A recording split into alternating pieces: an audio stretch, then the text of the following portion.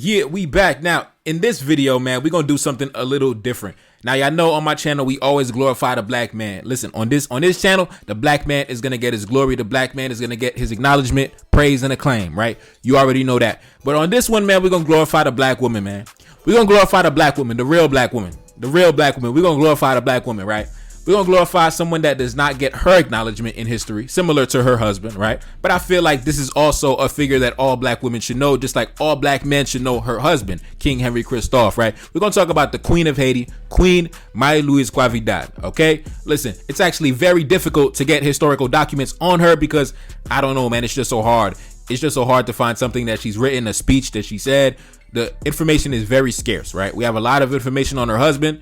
We have a lot of information on her husband's colleagues, but when it comes to the Queen of Haiti and many of the women that were active, influential, and prominent during the Haitian revolutionary years, it's very difficult to find information on them, unfortunately, right? But luckily for me, man, I just found something very exclusive, very rare. I found multiple newspaper articles describing how she celebrated her birthday in the year 1816. I'm actually very excited. Now, before we get started, let me give a brief sketch of the women of the hour, right? The lady that we're gonna put on the spotlight today, Queen Marie-Louise Quavidad, born in the year 1778. When Haiti secured their independence, she would have been about 26, 25, around that age, right? Around her mid to late 20s. One of the greatest and one of the most legendary black women to ever walk the face of the earth. You got to be built differently to be the wife of a Haitian revolutionary general through the war, through one of the greatest times of history, to stay loyal, to stay down. You got to understand, she was with her husband when he was washing dishes, when he ain't have nothing, when he ain't have a dime, when he was nobody, bro. When he was a small fry in the colony, had no name, had no influence. He was a damn dishwasher in a hotel. But the hotel that her husband was a dishwasher in, King Henry Christophe, that hotel was owned by her father. Now let me go through her family tree so you understand how crazy this family tree is, right? Marie-Louise Quavidad was born in the year 1778 to Celestina Quavidad, right? A black African slave woman, a woman who, I don't have any documents to support this, I don't have any photographs, but it is my assumption that she was one of the most beautiful women in the colony of Saint-Domingue, right? Why do I assume this, right? She has a half-sister by the name of Cécile Fatima. Marie-Louise Quavidad, she has a half-sister by the name of Cécile Fatima. This was the woman who led the crazy ceremony of 1791 that popped the revolution off, right? That legendary story of how the slaves met in the woods, thousands of slaves in the middle of the night, and there was the big ceremony, and they spoke to the ancestors. She was the lady that led that ceremony, Cécile Fatima, right? Her mother, Celestina Quavidad, she was pregnant by some prince in Europe. Some prince in Europe came to the colony, seen this black woman, right? Got her pregnant and bounced. That baby later grew up to be Cécile Fatima, the lady who led the ceremony that led to the greatest revolution of all time, right? Now, after that, somehow Celestina Quavidad ended up meeting this gentleman who goes by the name of Melagrin. Melagrin was a free black man on the colony of Saint-Domingue, a free black man who was having money, having businesses, owning hotels. His hotel was one of the biggest hotels in all of the Caribbean. I don't know how he did that. In my opinion, he might have been a son of a Frenchman. He might have been a mulatto man, or he might have been some type of free black man. I don't know. Bottom line is, a black man owned one of the largest hotels in all of the Caribbean, right? And that black man ended up becoming the father of the Queen of Haiti, right? He had a daughter with Celestina Quavidad, that black African slave woman, and his stepdaughter, Cécile Fatima, ended up leading the ceremony that popped the whole revolution off, right? So let's follow the family tree here. Celestina Quavidad, the mother of the Queen of Haiti, one of her baby daddies, her first baby daddy was a European prince, right? He came through, got her pregnant, bounced, typical deadbeat European white boy type stuff. You know what I'm saying? Very common during the colonial period. Very common. It was to be expected, right? After that, she ended up bouncing back. Keep in mind, she already had a kid by another man. She ended up getting involved with one of the prosperous black businessmen on the colony, ended up getting her freedom through him. I'm assuming he bought her freedom, and then they started a family. And then through that family, Marie-Louise Quavidad was born. So her half-sister was one of the most prominent figures in Haitian history, and she ended up marrying one of the most prominent figures in Haitian history, her husband, King Henry Christophe. How did she meet her husband, right? As you know, King Henry Christophe, during his teenage years, he was active in the French army during the American Revolution, right? When the white boys in North America was getting smashed on by the British, they called the French. They needed help from the French. The French, they sent soldiers, they sent assistance, they sent resources. And on that trip, King Henry Christophe, as a teenager in the French army, he was active in the American Revolution. And some sources say that he was actually shot for the first time during one of those military engagements. I forget the name of the battle. But anyways, in his late teens, early 20s, after the Americans have secured their independence, Christophe comes back to the colony, now a free man, because it was through military service that he gained his freedom. So now he needs a job, right? Now Christophe is on the colony. He free, right? But he's still young. He's still a young dude, late teens, early 20s. He got to get working. So he ended up getting a job in a hotel owned by Marie-Louise Quavidad's father, Melguin.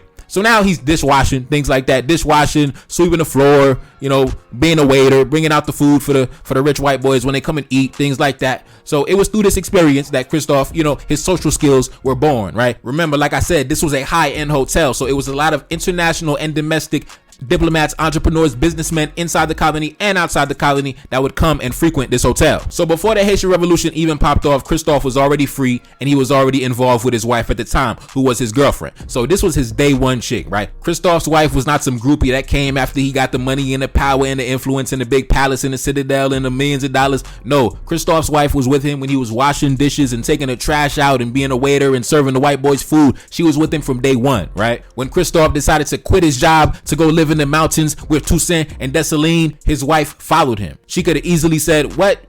You gonna live in the mountains and fight against the Europeans? I'm gone. Listen, her father had resources. Her father was a wealthy, powerful man in the colony in his own right. I'm pretty sure they could have probably, ran off to Louisiana to safety and cover, and it would have been all good, right? But she stayed down. She stayed loyal. She stayed loyal, bro. She stayed loyal. She did not know that he was gonna become the king of Haiti, the richest black man of the century, the first black billionaire in the Western Hemisphere.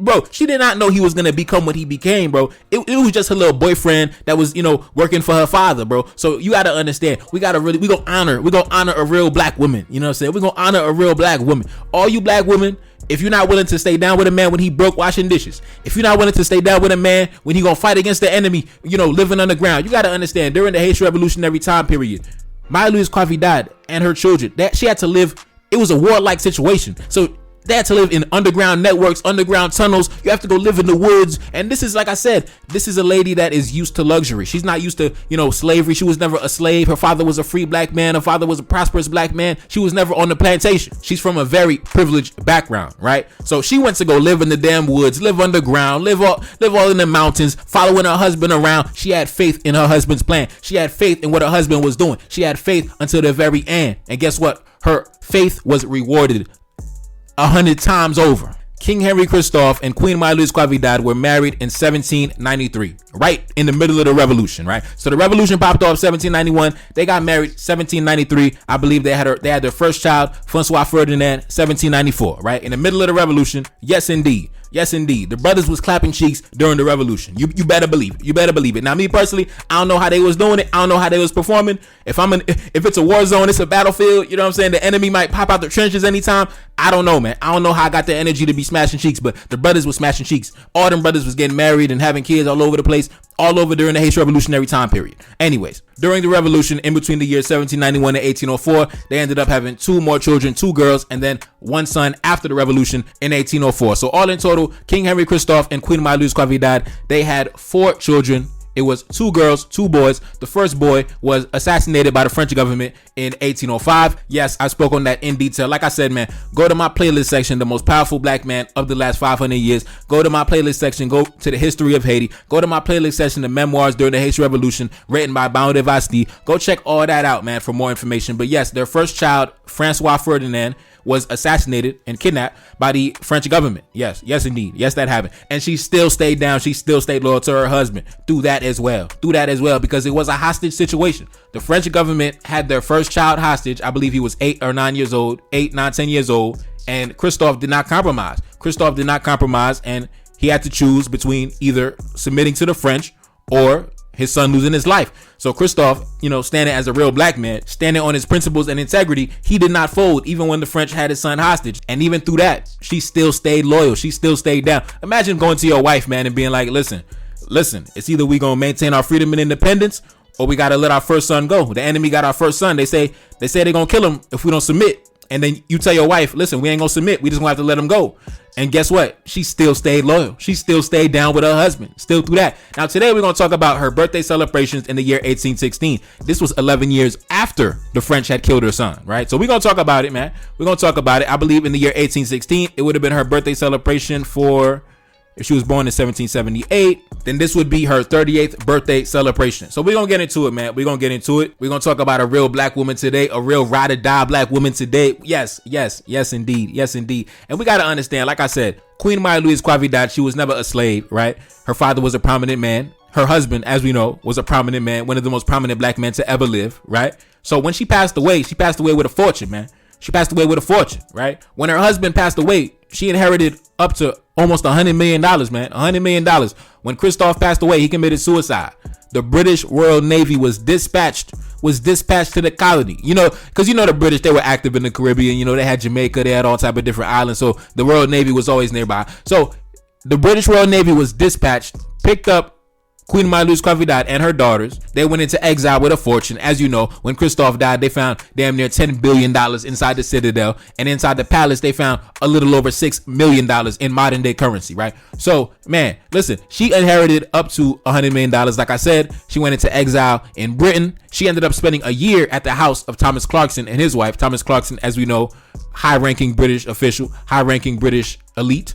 Right? Thomas Clarkson, abolitionist as well, very active in the abolition of slavery.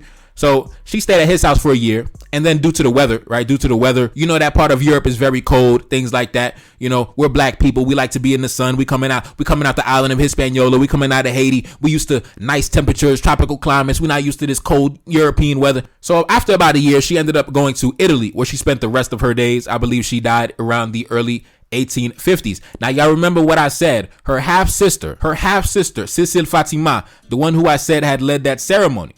Guess who her husband is? Her husband was a general in the Haitian army by the name of General Jean-Louis Pierrot.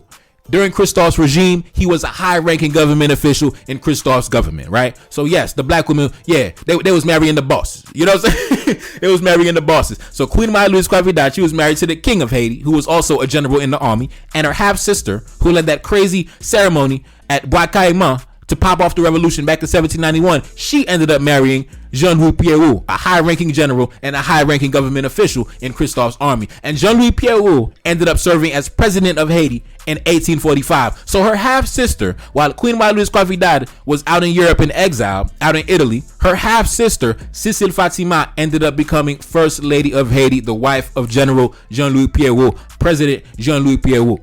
Right? So yes, Christophe's regime, Christophe's influence continued to be felt deep into the early 20th century, because the family tree even goes deeper than that. Christophe had a side chick. Yes, King Henry Christophe had a side chick. He had a mistress, one of his mistresses. You got to understand, you know, big bosses, you know how the big bosses do. The big bosses going to have women all over the place, man. Dessalines had like 20 girlfriends, man. It is what it is, man. That's a story for another day. But yes, one of Christophe's mistresses, his side chicks, nobody knows her name. She was unknown, right?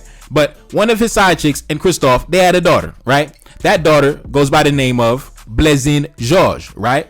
That daughter, keep in mind, so Christophe and one of his side chicks had a daughter by the name of Blaisine Georges. Blaisine Georges ends up growing up and having a son. That son goes by the name of General Pierre Noir-Alexis. Pierre Noir-Alexis, Christophe's grandson, joined the Haitian army in 1830 and ended up becoming president of Haiti in 1902. Yes, 1902, damn near 70 years. So 70 years service in the Haitian army, and then he became president in the early 20th century. So even though Christophe passed away in 1820 and his kingdom had fallen, the descendants of the kingdom of Haiti remained to be influential, especially in the north. Especially in the north side, Christophe's descendants continue to be among the influential blacks. In fact, I believe the family tree even goes deeper than that, man. I believe the wife of Jean-Claude Duvalier, Michelle Bennett, she was the daughter of Ernest Bennett, who was a descendant of King Henry Christophe. So yes, King Henry Christophe, his bloodline runs strong. Now, anyways, man, we're gonna jump into the article. We're gonna learn how black men were celebrating our women. You know, we're gonna talk about the type of festivities that black men were throwing to glorify our women back in the early 1800s, man. We're gonna talk about it, man. You gotta understand, this is a woman who stayed down with her man when he was a dishwasher, when he was fighting against the French and the British and the Spanish. Listen, this is a wife that stayed down, even when her firstborn son was held hostage by the enemy. She stayed down. So we're gonna talk about how black men were celebrating our women that stayed down through it all, man. That stayed down when we didn't know what tomorrow was gonna hold. We're gonna talk about it, man. We're gonna talk about how we glorified our women. Let's jump into the article, man. Take a look up on the screen. Now, keep in mind, I'm gonna read 4 different articles that describe the festivities, right? So I'm hoping the video doesn't come out too long. I'm praying we can keep it under a decent time frame, but let's jump into it, man. Let's read read it together. About this publication, the 21st of August, 1816. This issue is the first in a series of 4 numbers that describe in great detail the fête of Queen Marie-Louise Convidad. Fête means party. Being celebrated in the city of Cap Henry on the 14th of August. The procession, consisting of all the members of the nobility as well as their families, is described in painstaking detail. Indeed, we even have a description of the carriages of Mesdames, the Baroness of Sicard, Ferrières, Dupuy, Charlier, and Vasti. I'm assuming these are the wives, We just named some high-ranking officials in the government of Haiti. So I'm assuming when they say Mesdames and the Baroness, I'm assuming they're talking about the wives of the high-ranking dignitaries. You know what I'm saying? The beautiful black women dripping in diamonds and in their beautiful dresses. If we had Instagram back then, they would have been crushing the gram. You know what I'm saying? It's a goddamn shame we only have articles and we do not have pictures to really shut the game down. If we had pictures to shut the game down, oh my God, bro. Oh my God. Anyways, let's jump into it, man. Indeed, we even have a description of the carriages of Mesdames, the Baronesses, which are described as being pulled by 4 horses each. The separate carriages of the king and queen are also described. The enormity of both perhaps demonstrated by the fact that each one was being pulled by 8 horses, while the procession passed over the bridge of Eau du Cap Henri. Bystanders are said to have waved their hats in the air amidst cries of huzzah. Fascinatingly, we learn that there are 2 Arcs de Triomphe that have been built in northern Haiti, near the bridge. The article reads, across from the bridge, an Arc de Triomphe had been erected adorned with inscriptions, and another one was at the end of the road from Limbe to Cap Henri, and seemed to invite their majesties to take their route to the capital. And the source of this article is the American Philosophical Society, so shout out to them for maintaining this information. Now, let's get into it, man. Not wasting no time. I appreciate y'all for staying patient while I give the background. I got to frame the events. I got to frame the story so you guys understand what the hell's going on. And like I said, go to my playlist section, the most powerful black man of the last 500 years, where I have a documentary on the life and the reign of King Henry Christophe. And in fact, I just created a playlist just now. Look up on the screen. It's entitled Newspapers from the Haitian Revolution, where I'm going to put all the videos where I dig up old newspaper articles from 200 years ago during the Haitian Revolutionary time period, all in one place. So go check that out. The first one, as you can see, the legendary story about the King of Haiti celebrating Independence Day in 1814. Go watch that one. Fire. Second one, France sent a spy to Haiti in 1814. God rest his soul. And that one, we talk about how the French government sent a spy to Haiti in the mid 1810s. That spy got caught. That spy got exposed. That spy got arrested. That spy got executed. God rest his soul. Rest in peace, bitch ass nigga. Third video, newspaper from 1816 discussing the downfall of Toussaint Louverture. Dropped that yesterday. Fire. Now, in this one, we're going to talk about the Queen of Haiti, man. We're going to drop 4 newspaper articles in one video describing the events. Let's get into it. I'm hoping it's not too long. Let's go. The article starts out by saying, August 20th, from the city of Cap Henry. From the moment that the people of the city of Cap Henry were informed that our august and beloved sovereign was to go to the capital with the royal family to celebrate the feast of Her Majesty, the Queen, there were outbursts of joy and enthusiasm on the avenues of the city where the royal family were to make their entrance. The roads were leveled and covered with foliage. Triumphal arches were erected at Eau du Cap and at the Cour de la Reine. For a long time, the people of the capital sighed with the desire to possess in their bosom the royal family. But the great military occupations of the king in the interior of the country had not allowed him to visit them more often. The forthcoming arrival of His Royal Majesty therefore could not fail to cause the greatest joy among the inhabitants of the capital. To give an idea of the truly triumphant entry of Christophe and the royal family in their good town of Cap Henry, we think it a pleasure to give our readers an account of what we have been able to collect in this memorable day and in the days that followed, which feel spent in celebrations and pleasures. On the morning of the 14th, the detachment of the various corps of troops of the military household of the king were to go to the capital. Moved from the garrisons of the citadel and the barracks of the palace, they conveyed in the greatest attire in the following order. A detachment of the Royal Artillery Corps with 2 pieces of cannon, commanded by the Count of Gourmont, Field Marshal and Major Commander of the Corps. Another group of bodyguards, commanded by Colonel Baron d'Atisricher, 2nd Lieutenant in the 1st Company of the Guards. And another group of 5 brigades of the Haitian Guards, commanded by the Knight of Nairre, the 2nd Major of the Guards.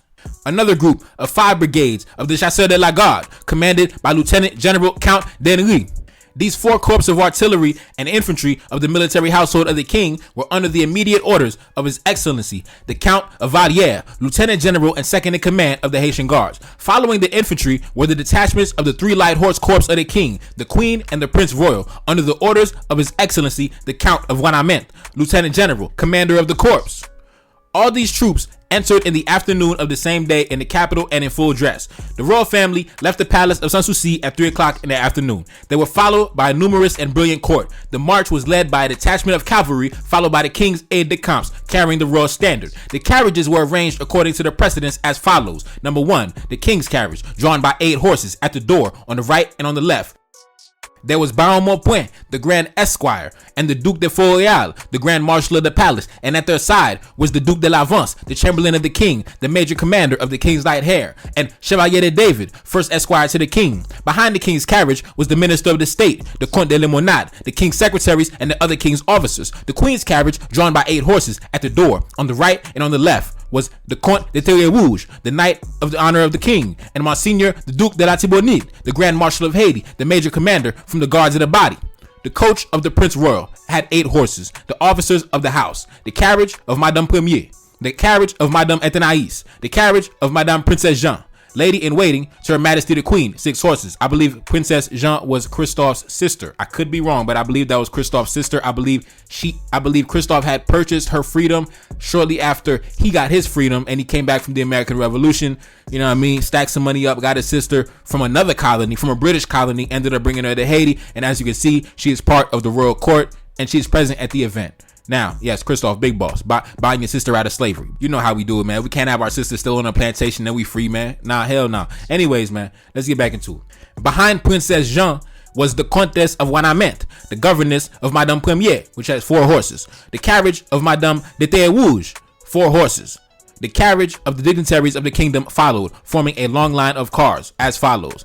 First, the carriage of Madame Princess of Lembe, 4 horses. The carriage of the Duchess of Atibonite, 6 horses. The carriage of the Comtesse de Valier, 4 horses. The carriage of the Baroness de Sicard, de Ferrier, de Dupuis, de Charrier, de Bastille, 4 horses. An infinity of people of all ranks and all sexes followed the procession in carriages and on horseback. Arriving at some distance from Haut-du-Cap Bridge, the royal family was greeted by the Grand Admiral of Haiti, who had come to meet them at the head of his officers of the Royal Navy. After presenting his congratulations to His Majesty, the naval officers joined the procession.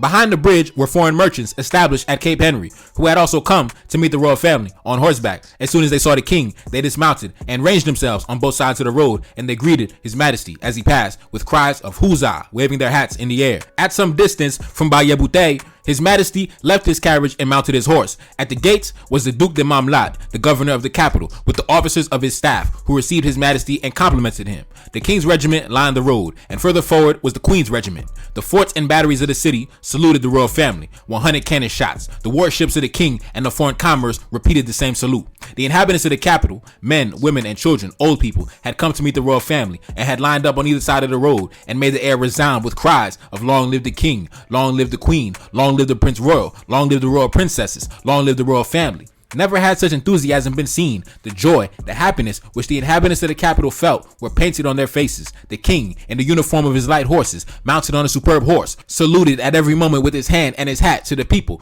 who could not contain their joy and who made it burst into loud applause and joy. At the entrance to the town was a magnificent triumphal arch, erected with much elegance and taste, decorated with garlands and covered with inscriptions. His Grace, the Duc de Lavance, the Archbishop of Haiti, and the Grand Chaplain to the king, had placed himself under the arch with the clergy of the capital to receive His Majesty.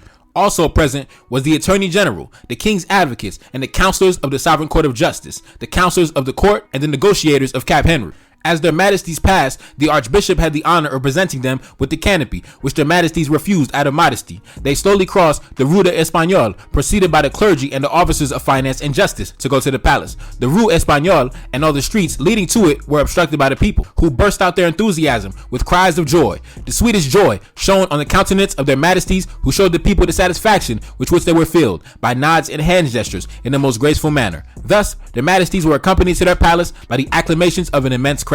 The people showed in this circumstance how much they cherished their august sovereigns by the marks of their love and their gratitude, which they made burst with transports of the liveliest joy. In the evening, the city was spontaneously illuminated. There were fireworks and balls in the different quarters of the city. An immense crowd covered the square opposite the palace. In the evening and during the night, it did not pass until the night was far advanced. The entry of their majesties into the capital is the most magnificent that has ever been seen in Haiti. This long row of superb coaches, richly harnessed, which stretched far away, the beauty and the richness of the uniforms of the troops of all arms, The cries of joy, joined to the noise of the cannons, gave to this pomp a martial and warlike air, which made it truly triumphant.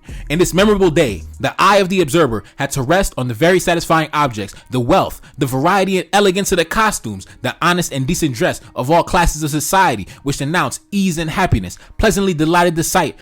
But tears came to the eyes and the heart, dilated with tenderness, seeing the spontaneous movement of the people, who at the approach of their majesties made the air resound with cries of joy, love, and gratitude, which started from the sincerity of their hearts. Oh, how our august sovereigns must have been imbued with a sweet joy, a very pure satisfaction in receiving so many proofs of zeal, fidelity, and love. Sovereigns can be deceived by the lying speeches of courtiers, but the universal voice of the people never deceives. It is that of truth. Happy, they manifest their joy by cries which are prompted by gratitude. Unhappy, they remain silent, an expressive sign of their pain. Oh, you, our august sovereigns, who are the cause of our joy and our gladness, you have witnessed our transports. You can judge of our happiness and how dear you are. Always be our angels. Love, encourage, and protect your good people. You will find in their devotion, their fidelity, and their recognition the reward due to your virtues. For the greatest favorite and best friend of kings is their people. On August 15th, the birthday of the Queen, it was celebrated with the greatest pomp. In the morning, the sounds of cannon announced the feast. At 8 o'clock,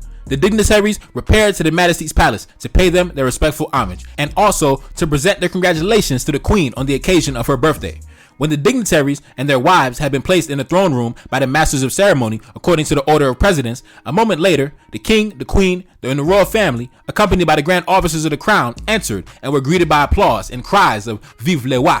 Vive la reine!" Then, the Baron de Dessalines, organ of the dignitaries, came forward very respectfully and addressed the following speech to the Queen. Now, hold up. Baron de Dessalines, I think this is one of Dessalines' children. After Dessalines passed away, his family, his children, his son, they pledged allegiance to Christophe's government, and many of them became high-ranking government officials in Christophe's kingdom. Now, this is a speech by one of Dessalines' children, Baron de Dessalines. This is crazy, bro. He gave a speech to the Queen. We about to read a speech from one of Dessalines' children to the Queen of Haiti. Maria Luisa Quadavid. Oh my God, bro. Yo, this is wild, bro. Yo, this is crazy, bro. This is crazy. Let's get into it, man. Baron de Dessalines to Queen Maria Luisa Quadavid. Let's go. Mrs. It is glorious and very satisfying for us to share the joy that animates this capital. You see the inhabitants of all sexes and ages rushing to celebrate the anniversary of the feast of the Queen of Haiti. At the sight of this pomp, both majestic and touching, with the wishes and the offerings which are offered to you by the unanimous support of the people, allow us, madame, to add ours to it. They are the just tribute to your virtues and to the eminent qualities with which your majesty is endowed. They belong to the model of mothers and wives. May you, honorable queen, perpetuate the happiness of your beloved spouse. May this great hero find in your virtues the consolation of his sorrows and an alleviation of the inseparable burden of government, and that the Supreme Being pours on your precious days, on your interesting family, his everlasting blessings. Wow, bro, for the first time, bro, remember what I said? It's so hard to find any writings, any speeches by the Queen. In this article, we have what the Queen replied to Dessalines' son, bro. This is groundbreaking stuff. It's my first time reading this, bro. Let's see what the Queen of Haiti replied to Baron de Dessalines. Oh my goodness, let's go. Her Majesty the Queen replied in these terms to the speech of the dignitaries. I accept, gentlemen, the congratulations and good wishes that you have just expressed on the occasion of my birthday. I am one could not be more sensitive to the marks of attachment which I have received from the people of Cap Henry, and to the sentiments which you have just expressed to me. Doing everything that can be agreeable to my august spouse and contribute to the happiness of the Haitian people will always be the object of my only study and my keenest solitude. I accept, I beg you, my sincere thanks, and count on my eternal gratitude. Wow, bruh. Hey ladies, remember what I said. She was down from the beginning. And yes, you heard what she said. She said, doing everything that I can to be agreeable to my august spouse and contribute to the happiness of my country. Do everything that I can to be agreeable to my husband and contribute to the happiness of my nation. I repeat, she said, doing everything that can be agreeable to my august spouse and contribute to the happiness of the Haitian people. You see, she's the Queen of Haiti, the queen of the first and only black kingdom in the Western Hemisphere. Her husband is a legendary multi-billionaire. She's the Queen of Haiti, and she's still down for her man. She still respect and honor and submit to her man. Ladies, take notes, man. Take notes. You see how black men was honoring black women back in the day, man. You see how we was honoring our women, but our women She earned that, bro. She earned that. Remember what I said? She was living underground, living in the woods, living in tunnels, down for her husband, through the war, when he was washing dishes, all that, bro. Now they're the king and the queen. Hey, this for y'all chicks that say y'all don't want to build with a man. Well, guess what? Maya Luis Claravid, she built with her man. She built with her man. But anyways, man, that's the end of the first article. Now we about to jump into the second article, right? Take a look up on the screen. Let's read the summary. August 22nd, 1816. Continuing to describe the party of the Queen, this issue provides a list of the names of the foreign négociants whose participation in the procession was first noted in the August 21st issue of the Gazette. Among the surnames listed for these foreigners is that of Stafford, which is actually one Thomas Stafford, a British resident of Kingston, who would later be arrested and charged with carrying seditious material from Haiti back to Jamaica. Though the name is misspelled in this issue, the next issue of the Gazette removes any lingering doubt, as it correctly lists thus Stafford as being in attendance. An indictment held by the Jamaica National Archives details the charges against Mr. Stafford, noting that on December 13, 1816, Stafford unlawfully quit Haiti with the purpose of clandestinely landing in the island of Jamaica. After having arrived in Kingston on January 6, 1817, Stafford was found to have in his possession several copies of Vasti's Réflexions sur une lettre de Mazère, resulting in his arrest. At the celebratory meal following Mass, a speech by a different négociant named Mr. White is given, completed with toast raised to the King of England, to the human race, and to the President of the United States. A list of the current price of commodities in Haiti finishes the number. Now, that's interesting. So let me try to break that down. So remember, like I said, if y'all watch my previous videos where I discussed several news articles during this time period, right? The first one I dropped was the King of Haiti's legendary story about how we celebrated Independence Day back in 1814, 2 years before this celebration right here in 1816, right?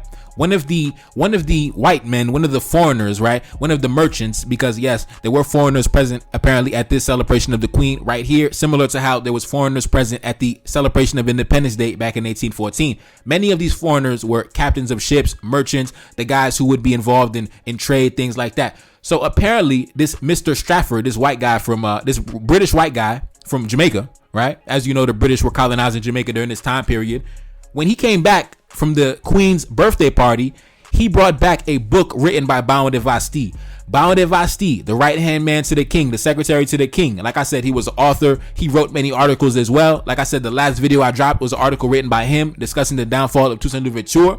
So apparently because this white dude, this British dude, went back to Jamaica with a book written by Vasti, and as you know, Vasti, you know, part of the Haitian revolutionary government, right? The authorities in Jamaica, they apparently arrested this Mr. Stafford character because he was not allowed. He brought back seditious material from Haiti, right? Now, if we go on Google, we see the definition of seditious is inciting or causing people to rebel against the authority of the state. So because this British guy, this white guy, Mr. Stafford, he went to Jamaica with a book written by the Haitian revolutionaries, they charged him with sedition. Yo, this is wild. Anyways, man, let's get into the second article describing the celebrations of the Queen of Haiti, man. Let's get into it, not wasting no time. The article goes on to say, when the ceremony was over, their majesties went to the cathedral church to attend the divine office. The procession was arrayed in the following order. The herald at arms led the way in 2 ranks. Then came the pages. After, marched in 2 rows. The knights, the barons, the counts, the dukes, the princesses, the wives of the dignitaries were also lined up in the same order, and a double row of bodyguards lined the procession. In the center was the king, having on his right the queen. Time out, man. Man, listen, man. You see how boss niggas do it, man. Anyways, let's get back into it, man. Behind their majesties was the royal princesses, having on their right the Prince Royal, and on their left Prince Eugene.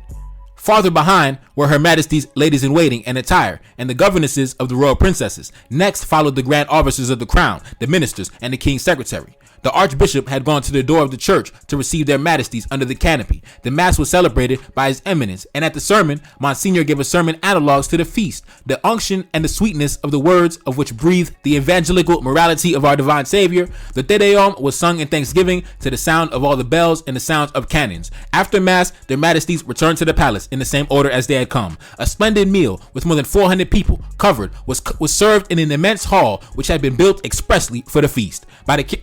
Time out. Christoph built a damn He built some shit. Just Christoph was that dude. He built this, like where the dinner is being held right now.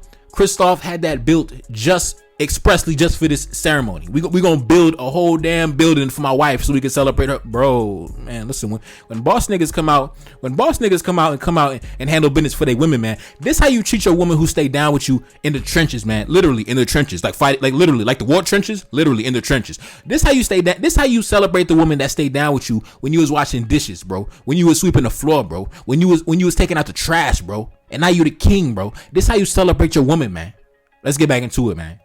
A splendid meal with more than 400 people covered was served in an immense hall which had been built expressly for the feast by the care, zeal, and activity of the Baron de Ferrier and Dupuis. This hall, magnificently adorned with wainscoting, mirrors, pictures, chandeliers, and magnificent candlesticks, presented the most superb sight. At dessert, the following toasts were made by the Duc de la Thibonite, the Grand Marshal of Haiti. He said, "To the king, to the first crowned monarch of the New World, the defender of the freedom and independence of the Haitian people." This toast was drowned out by 21 cannon shots, and the band played the tune from the King's song, "Long Live Henry." By His Excellency, the Count of Limonade, Minister and Secretary of State, he said, "To the Queen, to the perfect model of wives and mothers, may we be together to celebrate her feast for many years to come." Loud applause, 21 cannon shots, and the music played to the tune of the Queen's song. By His Excellency, the Count of Henry, he said, "To the Prince Royal, may he imitate the virtues of his august father and walk in his glorious footsteps."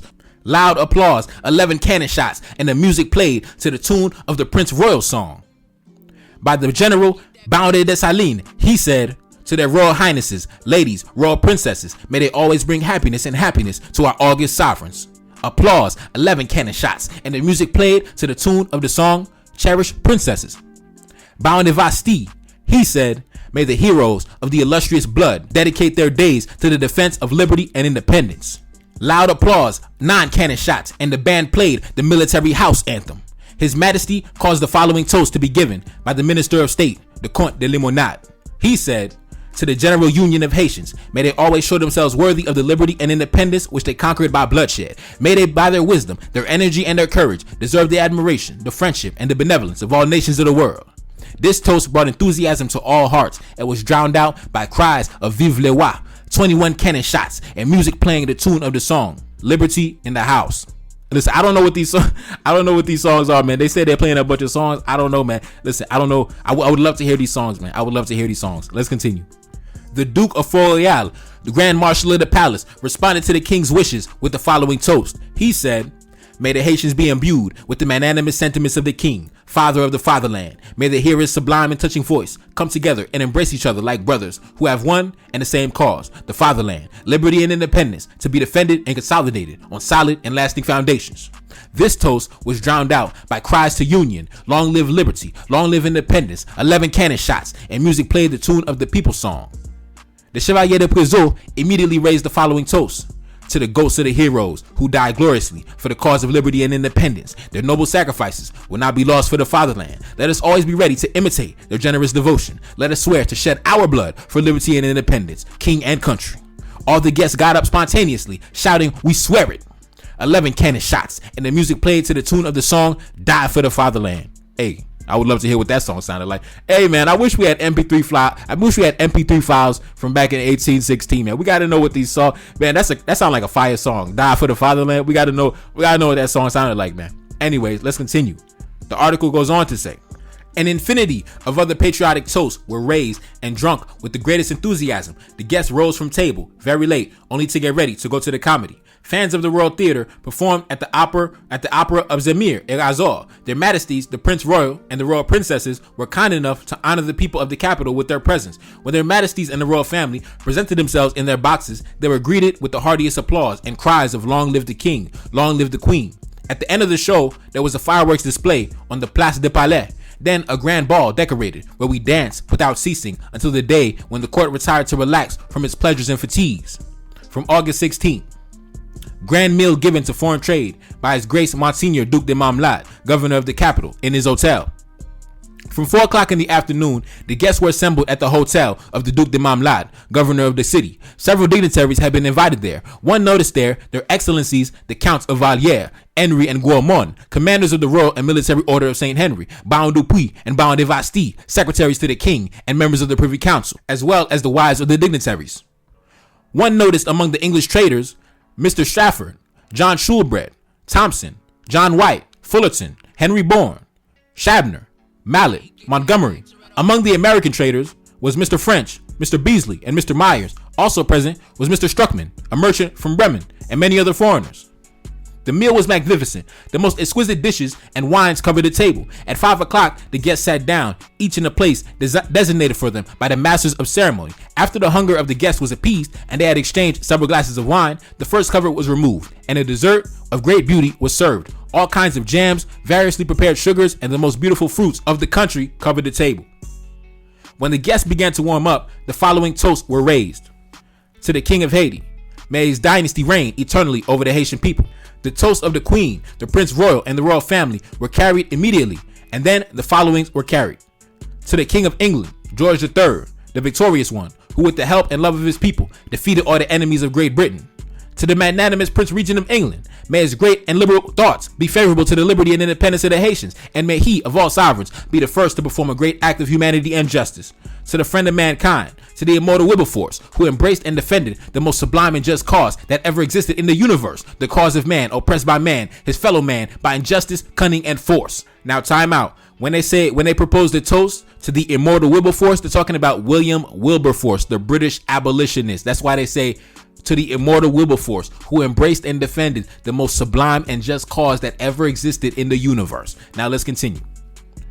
To the President of the United States of America, Americans were like us not long ago. They have become free and independent by their courage and the help of their allies. May they be just to our respect and see the commerce of the two countries prosper. Now listen, I don't know why we was proposing a toast to the United States. I mean, I understand we probably was getting money with them under the table, but still, we'd have to propose a toast to no president of the United States, nigga. I could understand Wilberforce. I could understand the British diplomats we was getting money with. Wait, man, listen, I do not acknowledge that toast to the president of the United States. Man, who was the president of the United States in 1816 that they was... Man, who was the president of the U.S. in 1816, man, that they was proposing a toast for, man? Get out of here with that, man. James Monroe? Nah, he was 1817. Who was the president? Yeah, actually, nah, I think it was James Monroe, if I'm not mistaken, yeah. It was either James Madison or James Monroe. Anyways, I don't care enough to even do the research. All right, let's get back into it, man. The article goes on to say, to the King of the Netherlands, may the commercial relations already existing between the subjects of the two kingdoms increase. To the King of Prussia, Frederick William, the worthy successor of the talents, delights, and estates of Frederick the Great, and who knew how to increase their splendor still further, after having defeated his enemies.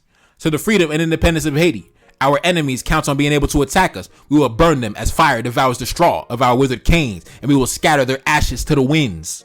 This toast brought enthusiasm to all hearts, and then one of the guests, Mr. White, an officer in the English army, rose and he said, "Gentlemen, I am English, and accustomed to expressing my sentiments freely. I have seen all the sovereigns of Europe, the troops of all nations. I have observed the customs and laws of the peoples of all countries I have visited. Well, gentlemen, I tell you with truth, I saw the King of Haiti at the head of his troops. I examined the richness of the uniforms, the attire, and the discipline of the Haitian army. I have observed the manners and studied the laws of this country. I have not seen in Europe a sovereign who represents better, troops better kept or better discipline, nor more order, regularity, and justice than in this kingdom. In the situation where you are, you cannot fear any enemy. You are invincible." This speech was met with applause, and Mr. White was embraced and received the compliments of the whole company. The meal was prolonged far into the night. The greatest joy reigned, and the foreign Haitian guests retired with the sweet satisfaction of having given each other all the tokens of esteem, friendship, and benevolence. In the evening, there was a circle at court and a great concert at the palace. Tomorrow, the 17th, their majesties will ride their horses to the castle of Plaisance, where they will spend the day. All the ladies and cavaliers of the court will be on horseback. Damn, time out, bro. Time out. Hey, that white boy paid homage, man. White boy paid out. Hey, shout out to Mr. White. Shout out to Mr. White out of Great Britain. You dig? Shout out to Mr. White, man. Shout out to Mr. White. Listen, he paid homage, man. He said, "Gentlemen, I am English and accustomed to expressing my sentiments freely.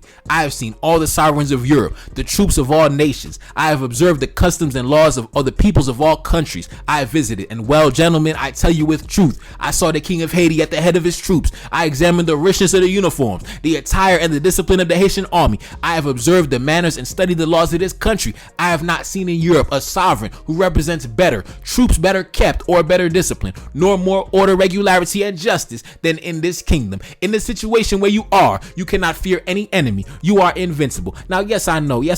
The Europeans, they love to flatter us. They love to flatter us so they can get in our pocket and pickpocket us and all that. But listen, that boy, he paid homage, man. He paid homage, man. He paid homage. Now, at the same time, like I said, he was invited to the party because he was a foreign merchant. We was getting money with him. You know what I'm saying? That was part of, that was one of the white boys we was getting money with. So obviously he's probably said that because he was getting rich with us. But it is what it is, man. We still gonna acknowledge that. Now, anyways, that's the end of this article. Now we're about to jump into the next article from August 24th. Let's read a summary up on the screen about this publication. If you've ever wondered what the King of Haiti donned to all these lavish celebrations held in honor of various members of the royal family, or about the kinds of fabric used to make the uniforms of the Royal Guard, or perhaps what color the Haitian military wore, this issue has it all. Continuing to narrate the celebration of the party of the Queen, the entire royal family, except for the King, is described as having first attended Mass at the cathedral in Camp Henry.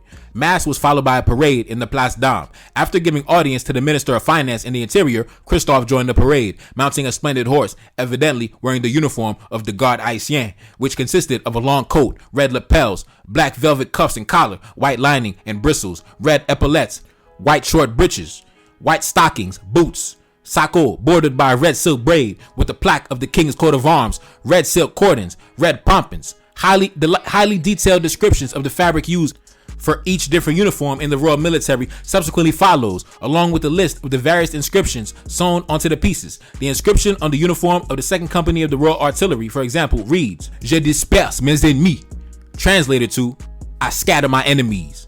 Now, time out, bro. Niggas was fresh, nigga. On the military uniform, bro. You know what it was on it? You know what said on it? You know what it was written on it? "Je disperse mes ennemis. I scatter my enemies." Black men was walking around with custom-made uniforms, nigga. Talking about, nigga, we ride on the enemies, nigga. Oh, man. Let's get into the article, man. The article goes on to say, on the 18th, the Queen, the Prince Royal, and the princesses attended Mass at the cathedral with all the pomp and solemnity customary in the ceremonies. A part of the military and civil household of the King formed the procession. At the preaching of his grace, the Archbishop announced to the ladies of the capital that the Queen, filled with feelings of sensitivity for the flattering welcome she received from when she first entered, had decided to give them dinner on Sunday, next 25th of the current, to show them how satisfied she was to have received so many proofs of love and fidelity, and that as their majesties could not be present at this meal, the King would be represented by Prince Jean, nephew of the King, and the Queen by Princess Jean, her niece and her lady-in-waiting. The King has not been to Mass. At the end of the Mass, the troops of the military household of the King paraded the parade on the Place d'Armes, and then the garrison of the capital, composed of the regiments of the King and the Queen's infantry, of the Royal Navy, and the battalion of the 2nd Artillery Regiment. Their majesties had placed themselves on the balcony of the palace to watch these troops march past. The King, who always knows how to combine business with pleasure, having noticed, while the troops were marching past, that the flags of the old phalanxes were riddled with bullets, asked the ladies who were present if they would not be satisfied that all the regiments of the army should have flags after the fashion of the military household, with which they had embroidered the rich and superb standards. All these ladies rose spontaneously and asked the same favor, that they would take real pleasure in embroidering the flags of all regiments of the army. The King quickly acquiesced to their wish and congratulated these ladies on the zeal they have always shown for the splendor of their country. In the same morning, the King gave an audience to the Minister of Finance in the interior. The authorities of the capital and many people also had the honor of being presented to the King. Christophe welcomed them with all his kindness and friendliness, which are so natural to him. At 3 o'clock in the afternoon, there was a general review of the King's military household in the Cour de la Reine. After having all the troops assembled on the Place d'Armes in full dress, Royal Artillery, bodyguards, Haitian guards, chasseurs de la garde, light horses of the King, the Queen, and the Prince Royal paraded drum beating and unfurled ensigns to the sounds of music and trumpets, and went to line up in battle in the Cour de la Reine to await the arrival of the King. the king went to the Cour de la Reine, mounted on a superb battle horse, and also at his side was the Prince Royal and the Grand Marshals who were present in the capital. The aide-de-camp proceeded, carrying the royal standard. The king was surrounded by a large staff. Christophe was in full uniform of the Haitian guards. Arrived at the palace where the troops were ranged in line, Christophe dismounted and passed a review of the infantry in the greatest detail, beginning with the first corps and successfully the others. During the interval that the king was reviewing came the queen and the royal princesses and the ladies of the court in their carriages. The queen and the ladies went and sat down on seats which had been placed on a high step opposite the square through which the troops were to march. When the king had finished with the infantry, he mounted his horse and quickly moved on the cavalry, which was also reviewed. Then the king went to stand on the step where the queen was with her great staff to watch the parade pass by. Then the lieutenant general, Comte de Valier, commanded the evolutions, and the troops marched past in the presence of their majesties in the greatest order to the sound of music and drums. Their majesties reviewed the salute of swords by the commanders of the corps and the salute of standards according to custom. Part of the troops had already paraded when the sky was covered with clouds. The weather threatened rain. A few drops were even falling. This incident compelled the queen and the ladies to return to their carriages. The king ordered the march of the troops to be accelerated, and this setback prevented the king from in person commanding the great maneuvers of the infantry as he had proposed. But on the other hand, when the infantry had finished leaving the palace, Christophe put himself at the head of the cavalry and ordered in person the evolutions. After marches and counter marches, several cavalry charges were executed at a trot and gallop, by squadron and by regiment, with the greatest precision. After these maneuvers, the cavalry defiled in platoons, following the edge of the sea, went to the Place d'Armes and made several more changes and returned to the quarter.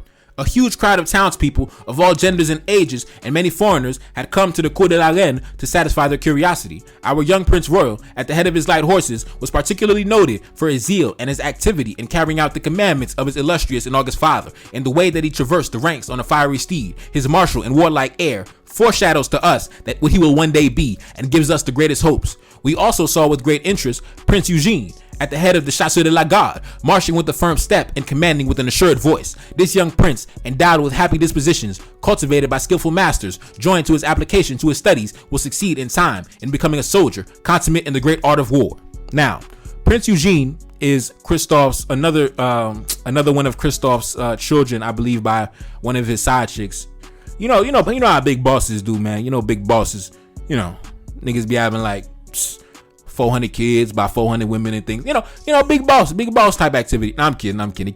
Christophe didn't have 400 kids, but he did have a lot of kids. He did have a lot of mothers for his children, which was common for kings. You know, I mean, this was common for kings. I mean, he's a goddamn multi-billionaire king. Look how he's celebrating his wife, bro. I mean, what woman would not want to be with a man who has an entire building built just to celebrate his wife's birthday, bro? What woman does not want to be the wife or the side chick or the mistress or the 17th side chick of a man who does it this big for the women in his life, bro? Come on, man. I mean, come on, man. I know the women gonna be like, oh, blah. I mean, Christophe ain't. No, Christophe, you never had a man do it this big for you ever. So don't even talk to me about Christophe and be quiet. We ain't trying to hear nothing y'all gotta say. Anyways, let's continue, man. It goes on to say, in this review, we admired all the troops, the regularity and precision of their movements, announced how disciplined and practiced they are in their maneuvers, the beauty and richness of the uniforms, the superb standards and their sparkling armies formed the most beautiful sight. We believe to please our readers who have not been present at this review by giving them the detailed description of the uniforms and standards of the troops of the military household of the king. The grand uniform of the Royal Artillery is long coat, green, crimson lapels, facings and collar, red lining and piping, golden buttons with the king's arms, yellow silk aiguillettes, green trousers laced in yellow silk, sacco laced with the plate of the arms of the king, braids and yellow silk cord, yellow plume and boots. The great uniform of the bodyguards is white, long, lapels, parments, crimson collar and piping, pink lining, gilt buttons, and the king's coat of arms, coat tabs across, yellow silk laced on all seams, white breeches and waistcoat, boots, lace sacco in yellow silk with the plate bearing the arms of the king, braids in yellow silk, cord, aiguillettes in silk item, and white plume. The grand uniform of the king's light horses is a long coat, celestial blue, crimson collar, pink piping and lining, white lapels, facings, gilded buttons with the king's arms, yellow silk aiguillettes, celestial blue trousers laced in yellow silk, braided sacco item with the plate with the arms of the king, braids and yellow silk cord, celestial blue plume, hussard boots. The full uniform of the grenadier of the royal guard, known as the Haitian guards, is a long coat, red lapels, parments and collar of black velvet, white lining and piping, red epaulets, white short breeches, white stockings, boots, sacco bordered in red silk braid with the king's coat of arms, braids and red silk cord, red pom-poms. The great uniform of the Chasseurs de la Garde is red, long lapels, parments and green collar, yellow piping and lining, golden buttons with the king's arms, sacco aged in green silk braid, with the plate with the arms of the king, king braids and green silk cords, green pom-poms, epaulets of the same, short white breeches, white stockings and boots. Royal Artillery has 2 ensigns per company. Those are the first company in royal blue picking with the Royal Army on one side and the king's motto and above inscription. Royal Artillery, first company. And on the other side, a bomb exploded in the air with the inscription, I triumph over my enemies. Those of the second in pecan red with the royal arms on one side with the inscription, second company. And on the other side, a rocket exploded in the air with the inscription, I disperse my enemies. Bodyguards have 2 ensigns per company. The ensigns of the first company of the bodyguards are in black picking, with the royal arms embroidered in the middle and the motto of the king, Je, mon cause et mon épée, which is translated to God, my cause, and my sword. And above the inscription, Garde du Corps, first company. The ensigns of the second company are in pecan red. They have a crowned phoenix with these words, I'm reborn from my ashes, and the above inscription, Garde du Corps, second company. The light horses have 4 standards per corps, 2 per company. Those are the king's light horses are of celestial blue pecan, with the royal arms and motto on one side, the designation of corps and company, and on the other side, a sun in his brilliance, beside the cipher of the king with these words, he shines for all. Those of the queen's bodyguards are in crimson pecan, with the queen's coat of arms and this motto on a flowering olive tree. That in his instar, the arts and the fields bloom.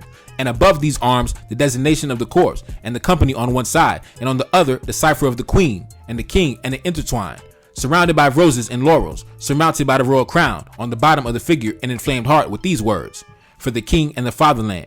Those of the Prince Royal's light horses are in pecan green, with the Prince Royal's coat of arms, and the Prince motto, the games of childhood announce great men. Above these arms, the corpse and the company designation on one side, and on the other side, the genius of the fatherland mouthing the trumpet. At his feet, the following motto, I will inspire him and he will prosper. The ensigns of the Haitian Guards are 10 in number, 2 to each brigade. The first is in black picking, the second in red, the third in sky blue, the fourth in green, and the fifth in white. Each ensign has on one side the arms of the king, embroidered in the middle with the royal motto, and on the other side the inscription, Garde Haïtien, with the number of the brigade to which ensigns belong, as well as this legend. The victory crowns valor. Those of the Chasseurs de la Garde are 6 in number, 2 to each company. The first company, ensigns in royal blue picking, the second company in red picking, and the third in royal blue picking. Like the first company, all have arms of the king embroidered on one side with the inscription, Chasseurs de la Garde, and the number of the company, and the other side, ensigns of the first company, is the sun in its brilliance with the inscription, I dispel the darkness. In the second company, an arrow placed horizontally and below the words, as quick as lightning. In the third company, a hunting horn with the inscription, I sounded terror. Bro, yo, these uniforms, yo, do you see the mottos that's written on these uniforms, bro? I dispel the darkness as quick as lightning. I sounded terror. I disperse my enemies. I rise from their ashes. Nigga, this is what's written on the uniforms of the Haitian troops, the bodyguards, the infantry, the artillery. Bro, these mottos are crazy. Yo, this is yo,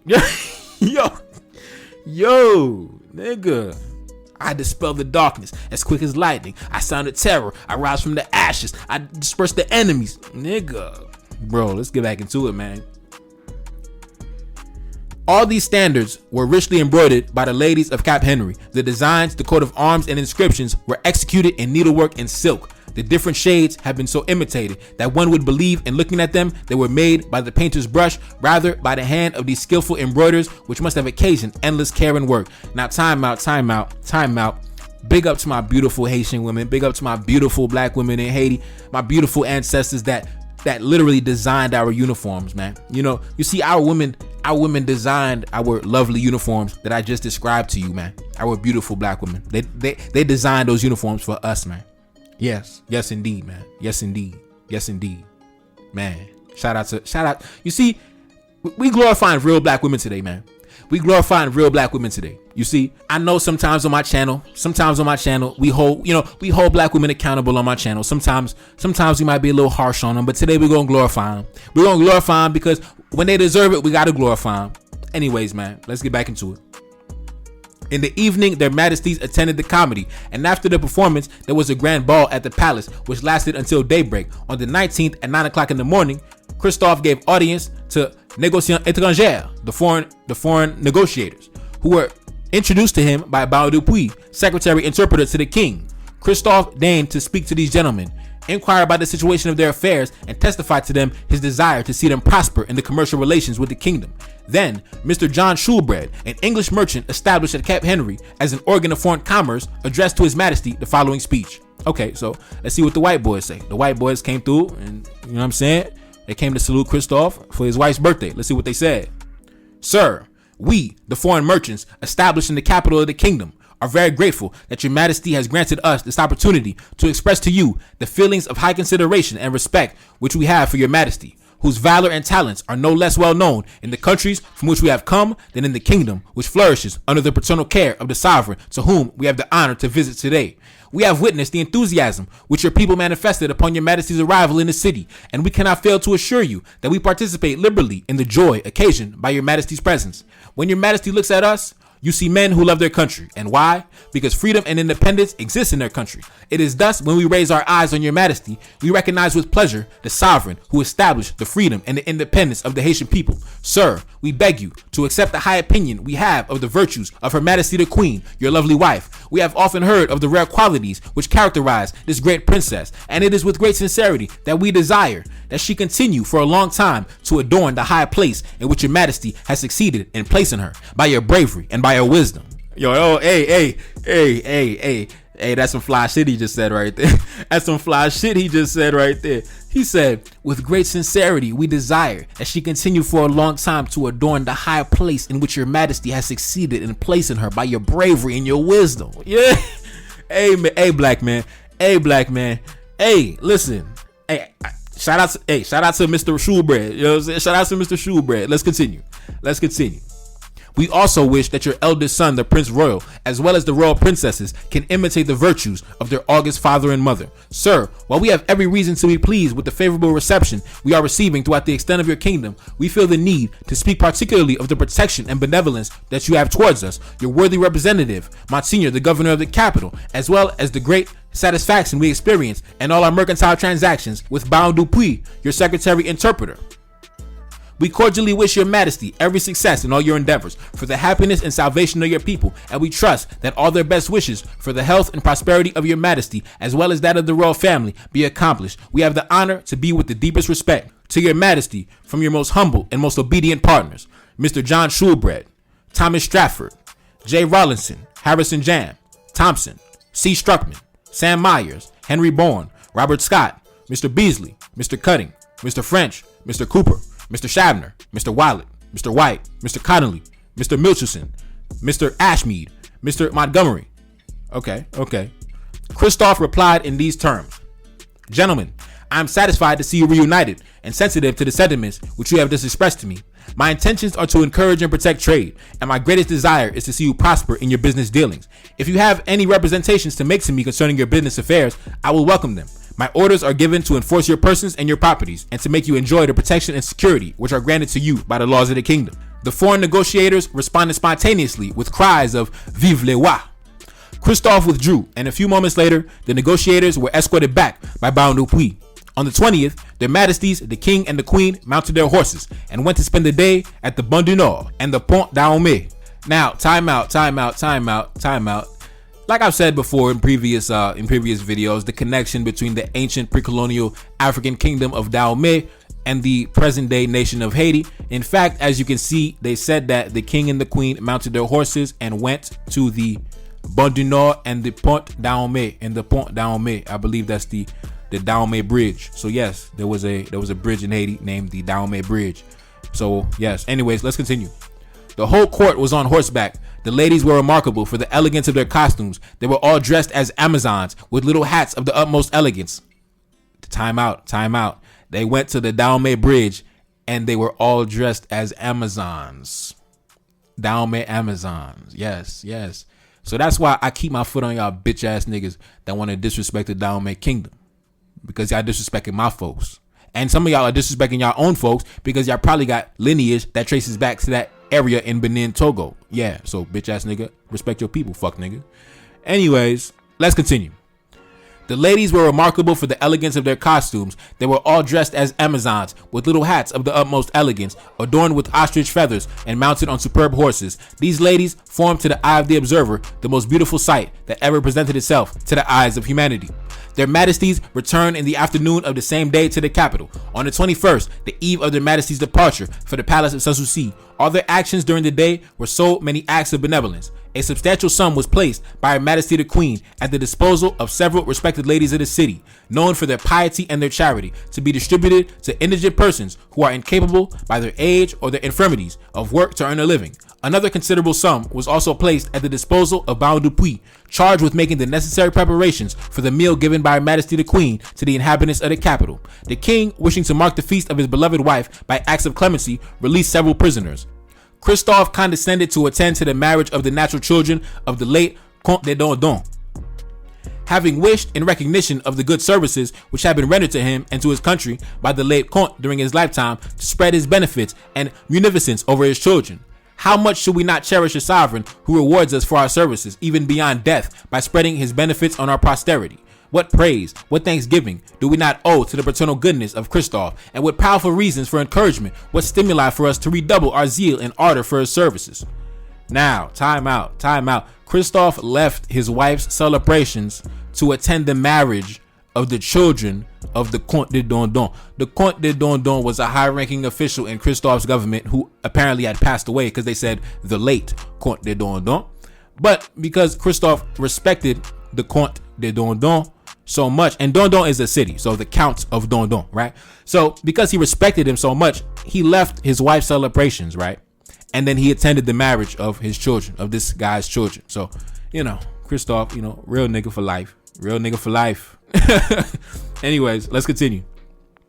During the course of this day, the royal family had spread over an infinity of people, their gifts and liberalities. All those who have had need of approaching their majesties had free access to them and had been welcomed with that truly touching kindness, which adds yet another price to the favors that one always obtains from them. The inhabitants of the capital will long remember the presence of their majesties. It was that of the father and the mother of the family in the midst of their children, and who deigned to descend to them out of kindness and greatness of soul. In fact, when one has reached a rank where you can no longer climb, true greatness is knowing how to put yourself within reach of everyone. And our august sovereign, enacting thus, is all the greater, that he remembers that he is a man and that he commands men. The same evening, there was a grand ball at the palace, which lasted until the moment of departure. During the ball, Christophe was very cheerful, and the infinity of people from the town had lined up in front of the doors and windows of the ballroom to see the dancing. Christophe deigned to address them, laughing several times, and had himself unmasked what could harm their sight. Christophe, with his truly admirable kindness, promised them the next Sunday, after the meal given to them by the queen, that they in turn would dance in the same ballroom. Coming out of the ball at 4 o'clock in the morning, their majesties, the Prince Royal and the royal princesses, got into their carriages, followed by the whole court, and returned to Sanssouci, carrying with them the good wishes and blessings of the people of the capital. Now, like I said, I had hoped that this would not be a long video. But I lied. I'm sorry. So, anyways, fourth and final article. Let's get into it, man. The fourth and the final article of the Queen's celebrations, man. Let's get into it, man. Let's get this done quickly. As you already know, let's read the summary before we jump into the official article. August 26, 1816. The opening article of this issue describes an August 24th dinner at the Café des Étrangers, hosted by General Jean-Pierre Richard, the Duke of Marmelade, and given in continued honor of the Queen's party. All of the foreigners living in Cap Henry were in attendance, and after copious amounts of wine were had, toasts were once again made to the King of England, the King of Haiti, and to the President of the United States, as well as to the Queen of Great Britain, the Queen of Haiti, and to the Prince Regent of England, all to cries of huzzah. One of these so-called foreigners, Mr. White, gave a final toast in the name of King Henry's deceased son Ferdinand, the text of which is reprinted in the Gazette. A description of a lavish dinner given by the Queen in the capital took place the next day, with 1,500 guests in attendance. Thus was ended a celebration that lasted an astonishing 12 days. An ordinance of the King rounds out this issue, where we learn that a national monument is being constructed in the middle of the Place d'Armes of the Citadel Henri. There will be erected a column to liberty and independence. According to the decree, this column is set to contain and engraved in bronze the entire Act of Independence, with the names of each signer appearing as well, with the exception of all those persons deemed traitors to the kingdom. Their names are to be erased. Fire. Now, let's jump into the article, man. The article goes on to say, on the 24th, the foreign merchants established at the capital, in return for the meal which had been given by His Grace, the Duke of Mamlat, governor of the city, gave the Haitians a grand dinner, one of the most magnificent at the Foreigners' Cafe. All the guests who at the meal presented by the Duc de Mamlat were there, and some other remarkable personages were invited there. In the latter, we distinguished His Grace, the Duke of Uns, Archbishop of Haiti, Grand Chaplain to the King, His Excellency, the Count of Wanament, the Baron de Chaulier, Secretary General of the Minister of Finance and the Interior, as well as the Field Marshal of Haiti. All the foreigners presently at the capital, traders, supercargoes, and captains were also present there. The tables were splendidly laid, covered with the most exquisite dishes, and above all, with excellent wine, which is the soul of a good meal. At 5 o'clock, all the guests being assembled were seated according to etiquette by Mr. White, Shabner, Motlett, Beasley, and Struckman, acting as masters of ceremony. The table was presided over by Mr. John Shoolbred, an English merchant, and by Mr. French, merchant from the United States of America. The meal was very gay. The wine was not spared. Okay, when the meal was very gay, back in them days, man, they said that the meal was a happy meal. It was everybody was happy. Everybody was, what I'm saying? Everybody was, just having a good time. It was gay. Like, the meal was gay. Back then, listen, gay means happy. You know what I mean? So, listen. We're not calling the white boys gay, We're not saying the white boys there were gay. We're saying that they were very happy. They were having a good time. They was drinking. They was eating good food. You know what I'm saying? Listen, keep in mind, this is a newspaper article from 200 years ago. Follow me. Anyways, let's continue. At dessert, which was magnificently served, the gentleman toasted to the King of England, which was covered by 3 loud cries of huzzah, and the music played the tune, God Save the King. Immediately after this toast, the gentleman toasted to the King of Haiti, which was also drowned out by cries of huzzah, and played the tune, Long Live Henry. Immediately after, the gentleman toasted to the President of the United States of America, which was covered by crowds of huzzah, and the music played the tune from Washington March. Now, time out. Keep in mind, this is a lunch that is being held, or a dinner, or a brunch, or whatever, that's being held for the foreign merchants, right? The foreign merchants, the white boys, the Spaniards, the Englishmen, things like that, the Americans. The foreign merchants that be the captains of the ships coming through, making money, doing business, things like that. So yeah, they were invited. They were invited to the festivities, man. You got to invite your homies that you be getting money with. When you making multi-millions of dollars, you know what I'm saying, with somebody, listen, we family now. when we out here making millions of dollars every year with somebody, you can come to my wife's party. You know what I'm saying? So we're discussing the dinner of the foreigners, the dinner of the, that's why they even had it at a hotel owned by the governor of the city called the Café des Étrangers, the Foreigners Cafe. So yeah, that's why they're toasting to the King of England and the President of the United States and things like that. This is not Haitians here. This is, the white boys. Anyways, let's continue. Afterwards, the toast of the Queen of Great Britain, of the Queen of Haiti, and the Prince Regent of England, and an infinity of other healths which expressed the sentiments of honorable society, were carried and drunk with joy. Among the voluntary toasts that were made, we will accord those that produced the strongest emotion in society. By Mr. White, in memory of Prince Ferdinand, the Prince Royal of Haiti, who died a victim of the villainy of the French cabinet. Now, y'all remember what I said?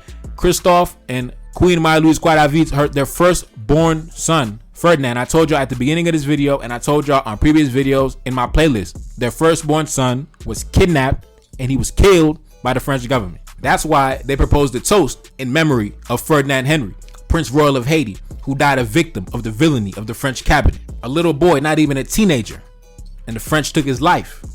Anyways, man, let's get into it. Suddenly, the noise and joy that reigned in society ceased to give way to calm and pain. Each of the guests rose and drank in the greatest contemplation and in the greatest silence. So filled were they with feelings of bitterness and indignation at the memory of such a horrible crime.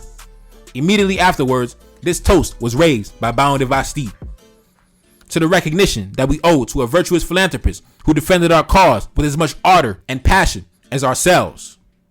If their vows and their efforts are powerless, then let us use our swords to cross the body of the enemies of humanity and to maintain the rights which we hold of God, nature, and justice. Nothing was missing in this meal. Everything was there. Good taste, magnificence, and delicacy presided over it. It was very late when the guests separated, satisfied to have passed a few hours in joy and pleasure, and to have tasted the sweet charms of society.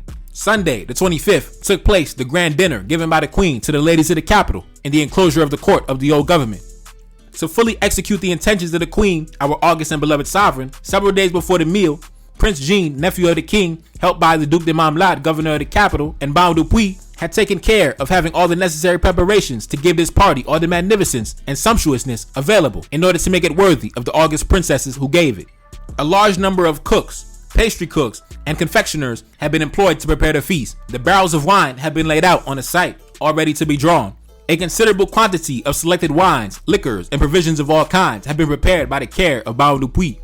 Baron de Bois, judge of the town of Cap Henri, had undertaken to fulfill the functions of Grand Maître d'Hôtel, and the direction of the details had been entrusted to the care and vigilance of Chevalier de Muscardie, steward of the king's household, and Chevalier de Calix Augustin, steward of the Prince Royal's household. 4 parallel tables, seating 200, had been set up under the tents, which gave a set of 800 place settings. These 4 tables were served with the greatest cleanliness, abundantly covered with the most delicate dishes, pastries, jams, and fruits of all kinds. Nothing had been neglected, and one can say with justice that in spite of the extent of the tables and the number of objects which was necessary to garnish them properly, everything was served with the greatest sumptuousness. The order and symmetry, which had been particularly observed, gave to this meal the most magnificent sight.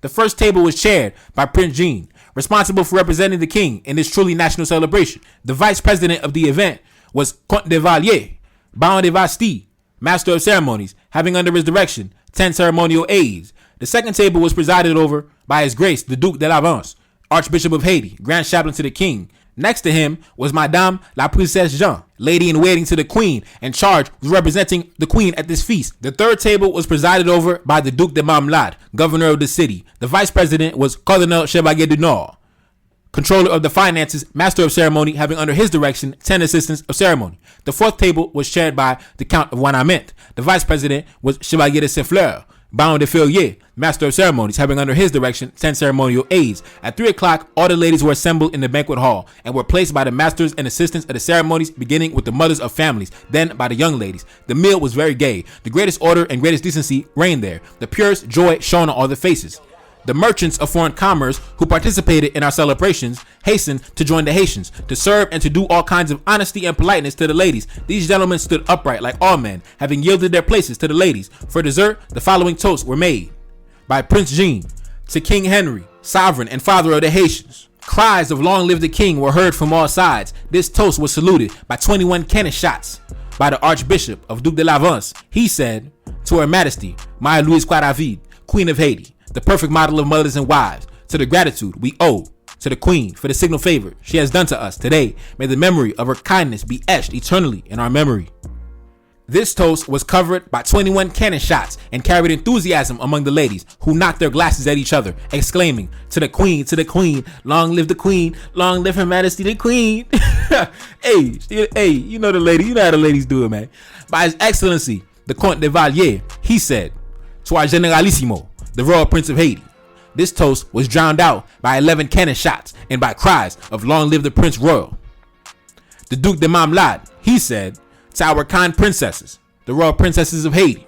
This toast was drowned out by 9 cannon shots, lively applause, and cries of delight from the Royal Princesses. By the Count of Wanament, he said, "To the Royal Family, may it give to the state warriors, defenders of the throne and of the fatherland." Loud applause, 6 cannon shots, and long cries of "Long live the Royal Family." The Count of Henri, he said, "To the Haitian people, may they, by their wisdom and their aptitude for the sciences and the arts, confuse all the calumnies of our detractors, as they have been vanquished in the combats by our energy, by our constancy, and our valor." This toast, truly patriotic, inspired the liveliest enthusiasm. It was covered by 20 cannon shots, and the hall resounded with cries of "Vive le peuple haïtien!" By the Chevalier du Nord, he said, "To the brave officers, non-commissioned officers, and army and navy soldiers, to those intrepid defenders of the throne of liberty and independence." Lively applause, 11 cannon shots, "Long live the army and the navy." By the Chevalier de Saint-Fleur, he said, "To our foster fathers, the Royal Daumets, to those brave auxiliaries of the army, always peaceful and laborious during peace, and always terror and plague of the enemies of the fatherland during war." Loud applause, 9 cannon shots, and shouts repeated 1,000 times of "Long live the Royal Daumets." By the Baron Dupuy, he said, "To the prosperity of agriculture, the soul and support of commerce." Hey, Baron Dupuy, listen, shout out to Baron Dupuy. Everybody talking about, you know what I'm saying? Everybody talking about the army and the navy and the Royal Daumets and all that. Baron Dupuy, you know what he tells it to? He said, to the prosperity of agriculture and to the support of commerce. He said, nigga, we trying, let's keep getting this money, baby. Let's keep getting this money, baby. Loud applause, 6 cannon shots. After these toasts of obligation and a national holiday, many others were carried at will by the guests. More than 1,500 people were present at this meal, although there had only been a place settings for 800, but by the urbanity, the honesty, and the delicacy of the guests, everyone participated equally. Those who could not get a seat took their places between the tables, on chairs and benches. They were abundantly served by the care of the masters and assistants of the ceremonies, and the people who were at the table, as if to compensate them for this deprivation, hastened to pass on to them all the most delicate and exquisite dishes. In spite of all the people present at this public meal and the considerable quantity of wine which was consumed, not the smallest accident nor the smallest fight occurred which could have disturbed the pleasures of society. The most perfect harmony, the most frank joy, order, and decency have constantly reigned in this meal. Generally, all the well-to-do ladies were richly and very elegantly dressed, but one admired in less well-to-do people in honest and decent dress, and above all, the greatest cleanliness. The spectacle of this brilliant assembly was pleasing to the eye, and the Haitian observer must have contemplated with delight the immense steps we have taken in so few years in the great art of living in society. Oh, if some of our vile detractors could have witnessed this fine gathering of the most estimable and charming people, how ashamed they would have been to have attempted to destroy us. Finally, all that was missing from this meal, where the national character was seen to shine, was the presence of the august persons who had given it away so liberally, to crown the happiness and joy of the inhabitants of the capital, and often the idea of this absence returned to the guests, especially in those moments of sweet intoxication when wine and joy excite the soul to pour out. One heard people say, "It's a pity, that's a shame that the king and queen are not here. We would have enjoyed their presence, and they would have enjoyed our happiness. They would have seen how we cherish them." And to compensate for this deprivation, the men drank from the king, and the ladies from the queen. We waged little war, and we always ended by making peace, by drinking to the king and the queen. In the evening, there was a public spectacle. There was an immense crowd. At the end of the feast, there was a grand ball in the ballroom of the palace, and the ladies of the capital, remembering the promise which the king had made them to make them dance, did not fail to give proofs to his majesty of their zeal and their desire to please him, than to dance constantly and tirelessly until daylight. Thus ended the feast of the queen, our very august and beloved sovereign, who during the space of 12 days that it lasted, never ceased to be, to a single instant, a subject of universal satisfaction, happiness, and bliss. The more we advance in our political career, the more we notice a sensible improvement in all parts of the government of the state. We have a fine army, numerous, seasoned, and disciplined. The trade is active, flourishing agriculture. Our finances are prospering. A profound peace reigns in our provinces. The safety and security of all citizens are governed and guaranteed by the rule of law and justice. The wise and pacific views of the government make us feel that we are reaching the terms of our dissensions. Without violent shocks and without bloodshed, happy at home, considered and respected without, the Haitian people rose with brilliance to the height of their beautiful and brilliant destinies. To whom we are indebted for so many blessings, happiness, and prosperity is to the king. It is to the meditations and vigils of his majesty that we owe this happy situation. Without his constant efforts, without his policy, which is model of wisdom, we would not have enjoyed such a prospective enchantress.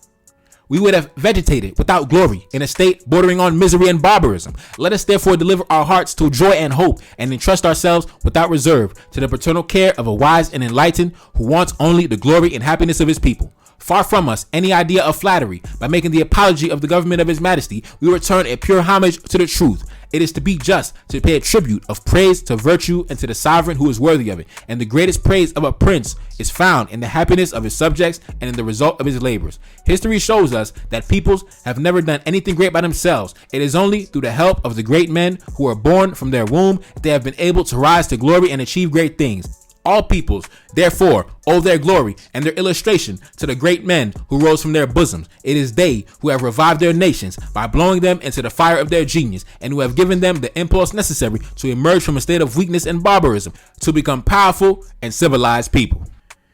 And yeah, man. Yeah, and there you have it, man. There you have it. The 12-day long celebration for the Queen of Haiti's 38th birthday. The celebrations lasted for damn near 2 weeks, and I tried not to make this video too long, and it's damn near an hour and a half. So yeah, man, let me drop some water for the ancestors. Let me pour some liquor for the ancestors. You feel what I'm saying? You dig? Let me drop some liquor for the ancestors too. You know what I'm saying? Get the bottle out. You feel me? And yeah, man, yeah, beautiful. You see how black men was doing it for our black women back in the day, man. But this is for the black women that deserves it, though. You women nowadays, y'all not gonna stay down with a black man when he washing dishes and sweeping the floor and taking out the trash and going to war and sleeping in the trenches and living underground. Are you willing to live underground with your children, with your husband? Are you willing to live underground while your husband fights the European imperial powers? Are you willing to do that? Are you willing to stay down with your man when he's broke? When he's broke, washing dishes at the hotel? Are you willing to stay down with your man? Are you willing to stay down with your man when the French government kidnaps your son, threatening to kill him? Are you willing to stay down with your man when your husband tells you that we got to let our son go so we can maintain and we can advance the war effort? Are you willing to stay down? Are you gonna crack? Are you gonna fold? Are you gonna crack? Are you gonna fold? You see, even though Christoph had a lot of women, had a lot of side chicks, had a lot of mistresses, they were not getting this celebration. They were not getting glorified in this manner. They were not getting their birthday party that lasted for 12 days straight, and we're gonna build a whole damn building just for you to have a dinner in it. Like, listen, bro, listen, this was his main chick. This was his day one chick. This was his wife. Like I said, when he was broke washing dishes, bro. When he was broke washing dishes. So it was only right. It was only right when that man died. Listen, he left her a nice sum of money, man. Maya Louise Quadavid, she died multi-millionaire, man. Never had to worry about anything a day in her life. Her father was a businessman.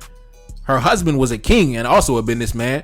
So she pretty much, for example, a black woman born in the 1700s, right? A black woman born in the late 1700s on a slave colony who never spent a day in slavery. Her father was a free black man who was prospering. Her husband became king of the colony.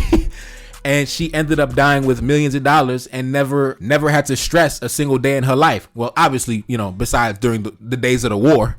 You know what I'm saying? Besides the days of the war, which I'm assuming were very stressful. Never know if her husband is going to come back or might die, get captured, get arrested, get assassinated. But besides that, she never had to stress a day in her life. Never had to work a day in her life. Never had to live the very blessed life for a black woman. Again, a black woman born in the late 1700s lived a very, very, very high quality of life. Big up to Maya Louise Quadavid. We never really glorify our women. It's very hard to find information on our female ancestors. I guess you could, blame, the patriarchy for that. But at the end of the day, the stories of our women, they get drowned out by the stories of the men on the battlefield. That's really all it is, man.